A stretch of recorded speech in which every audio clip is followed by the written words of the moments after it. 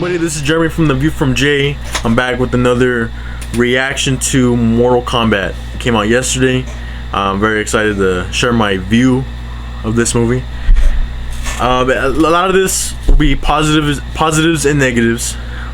I have to admit there's quite a negatives, so just bear with me, and I'll go through with them with you, and I can't wait to share them with you.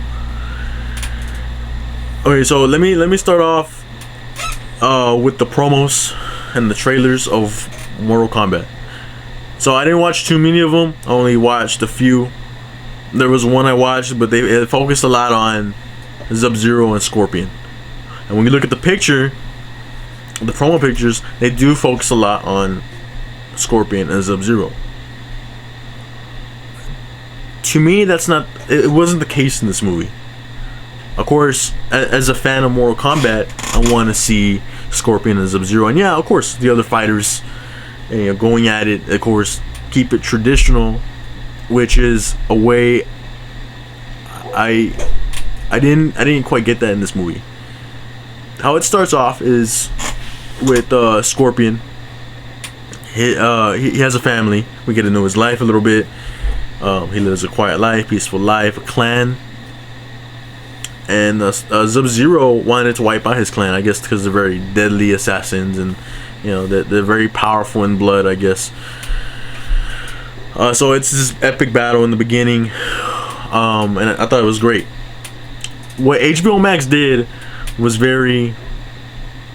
it's very misunderstanding, or I don't understand it at all, because they released a 7-minute opening sequence before the movie, which made no sense to me. It spoils everything. The last people who were to do that were The Dark Knight Rises, when they released the epilogue, or like the opening sequence of The Dark Knight Rises. That's the only time I've seen somebody do that. I think it spoils everything. I don't think it's good for business. I didn't, as a fan, I didn't appreciate that. So I didn't watch it. I waited until the movie started, and I went from there. So how this whole thing starts off is with the character Cole. It turns out he's a descendant of Scorpion from the bloodline. I don't believe Cole was the son. They say he's a descendant. They never confirm if he's a son or not, which I'm assuming he is, because that's the only way it would make sense. He was born with the mark, a dragon mark, as we see with the Mortal Kombat symbol. That was the Mortal Kombat symbol that he was born with, which means he was chosen to fight. And other fighters were born with that as well, chosen to fight for Earth through Mortal Kombat. I really like how Cole was an MMA fighter. For me, it kept it fresh and true, or kept it fresh with what's going on nowadays. He was an MMA fighter. He threw elbows, knees. He took it to the ground. To me, I'm a big fan of MMA.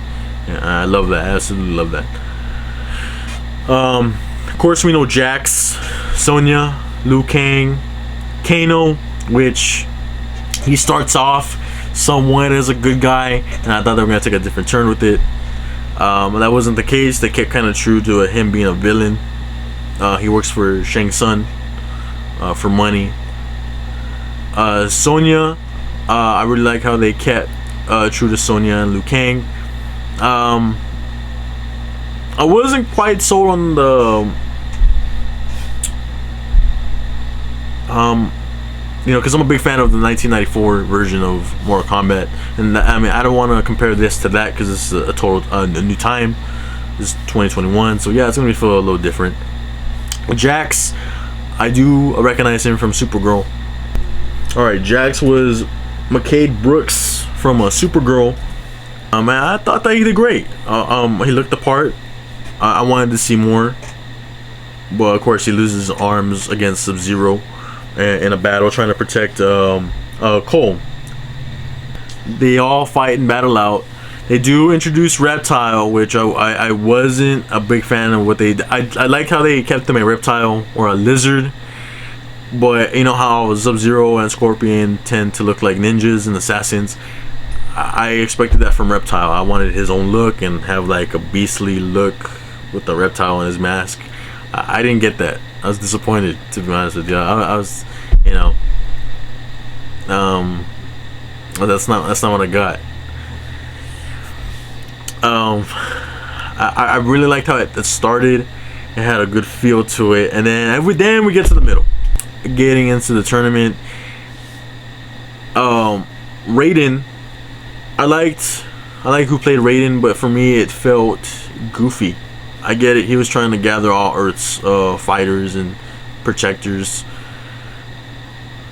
but the whole point wasn't to enter the tournament during this whole movie. It was to prevent the tournament in this film and to unlock their powers. And I didn't like that at first, because the whole point of Mortal Kombat was to get into the Mortal Kombat tournament and fight to the death until one man stands. That was the whole point of Mortal Kombat. I really like the suits of Sub-Zero and Scorpion. I think they were its own design. It stayed true. It stayed cool, and they did have little quirks like, you know, get over here. They kept that in there. They kept true to Scorpion, which I don't know if any of y'all know.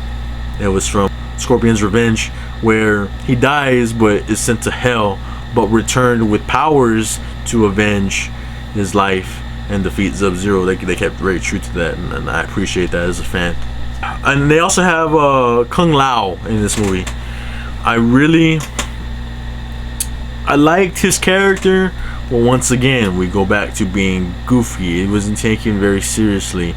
I felt it too rushed, and the little quirks that they say, you know, like flawless victory, or you know, in a live action movie, it's very unnecessary. And I've seen that quite a bit of times in other movies as well. And it's unnecessary. This is a live action version of a movie. Like, those quirks should be said during the Mortal Kombat tournament, which it wasn't. And as we get towards the middle, there's this big fight.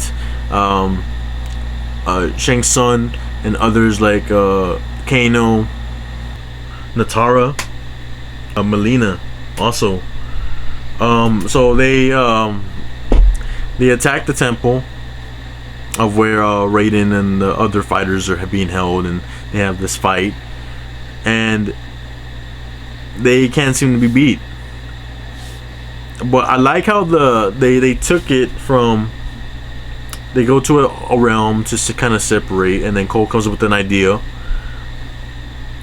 Hey, how about we separate them to take them out? And they go through different areas and like that. That's when it started feeling like Mortal Kombat. That's when I felt the Mortal Kombat come out. Too bad I didn't see too much of that. I wanted to see that through the whole film. Goro, which is a big four-hand monster, he's supposed to be very, very a big threat to the Mortal Kombat. He's supposed to be a champion. Here's my problem. He was beat too easily, and for some reason they should have kept him for other sequels, and you know, but they didn't do that. That's not the route they went. I mean, I don't know what they're gonna do for sequels if this succeeds.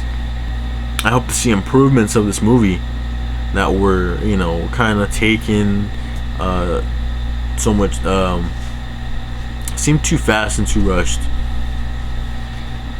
But other than that, the fight scenes were great. I really liked them. I appreciated that the director really wanted to stay true to the Mortal Kombat. But the most important thing I was really disappointed of is Johnny Cage not being in there. Now let me tell you, Johnny Cage is a big part of Mortal Kombat. He's a main character. I love Johnny Cage. I loved using him. I love the story around him. I love using him for the games. I love the story around him. He was an actor, good actor. Sometimes the press was giving him a hard time, and you know, he wanted to prove himself as a fighter. And one thing that they say in this film is that other fighters have been chosen. So Raiden is seeking them out, which is one of them is Johnny Cage. I can't wait to see him in the sequel. I love Johnny Cage. They should have had him in this first film to save time and kind of introduce him.